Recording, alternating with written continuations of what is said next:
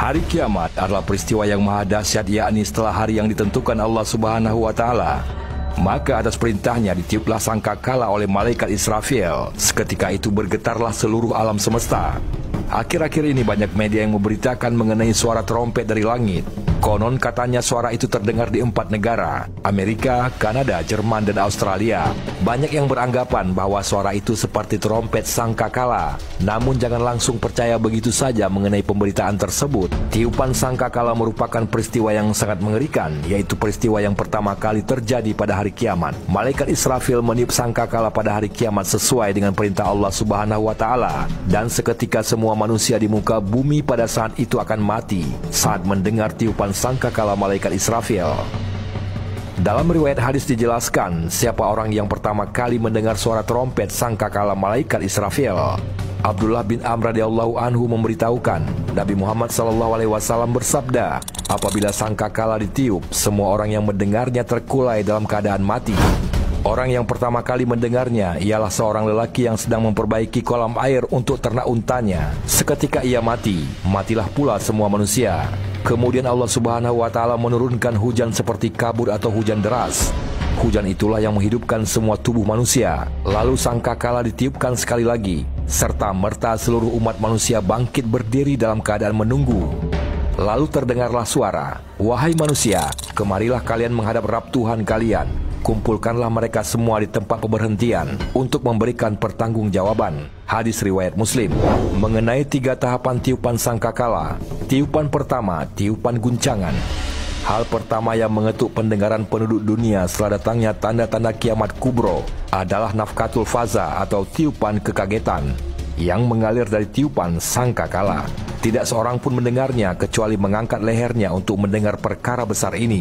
Inilah makna dari firman Allah Subhanahu wa Ta'ala.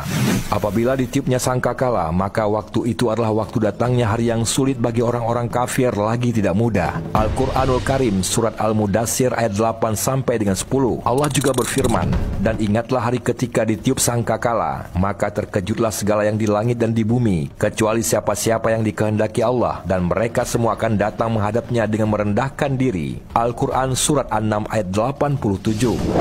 Tiupan yang pertama ini sangatlah panjang dan menyebabkan keguncangan dan kepanikan semua yang berada di langit dan di bumi, kecuali orang-orang yang dikehendaki oleh Allah, yaitu para nabi dan para syahid. Tiupan ini akan menggetarkan dan membuat panik semua yang hidup.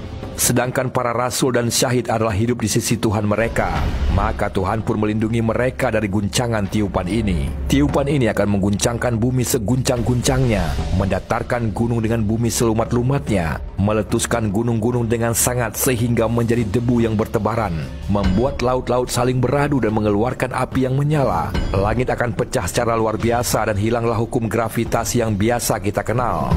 Bintang-bintang berjatuhan, planet-planet pun saling bertubrukan, bersatulah matahari dengan bulan dan hilanglah cahaya benda tersebut. Setelah itu keadaan alam semesta kembali seperti sebelum Allah menciptakannya, yaitu hanya berupa kabut dan asap.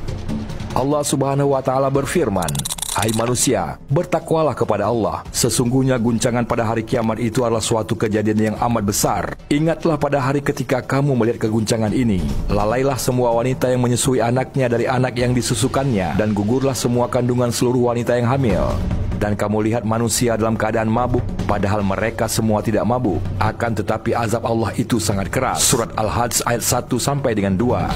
Tiupan kedua, tiupan kejutan, pingsan dari kematian.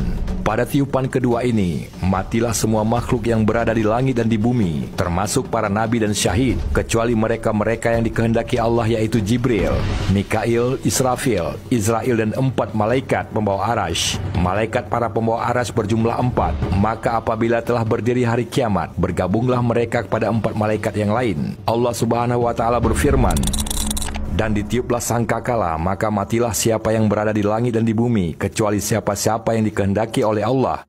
Kemudian ditiup sangkakala itu sekali lagi, maka tiba-tiba mereka berdiri menunggu keputusannya masing-masing.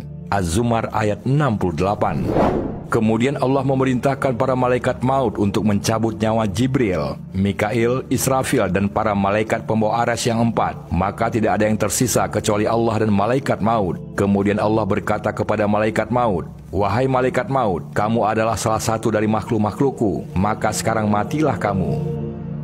Dengan demikian, matilah malaikat maut dan tidak ada yang tersisa kecuali Allah Subhanahu wa Ta'ala, perkasa, yang hidup dan yang tak pernah mati, yang awal yang tidak ada sebelumnya sesuatu apapun, yang akhir yang tidak ada sesudahnya sesuatu apapun. Kemudian Allah berkata, "Akulah Raja, akulah penguasa. Di manakah raja-raja bumi?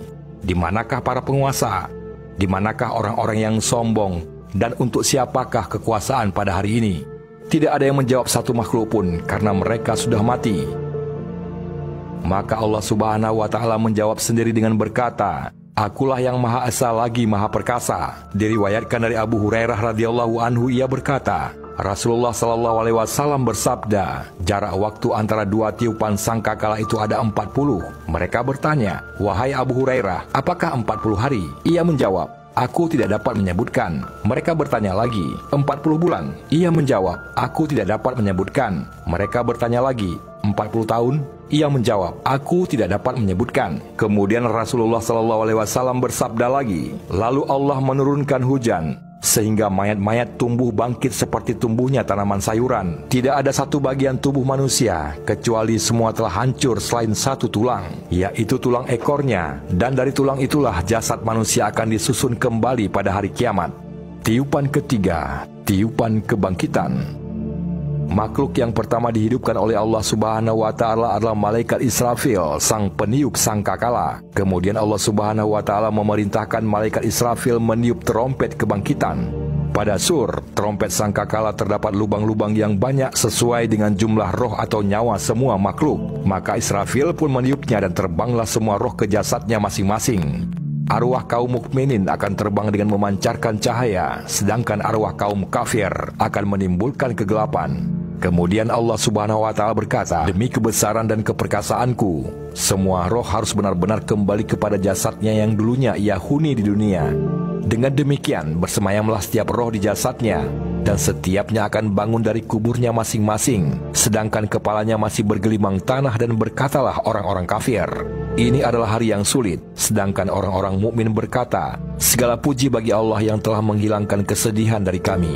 Setelah mereka dibangkitkan kembali, kemudian para makhluk akan digiring ke padang mahsyar menghadap Tuhannya.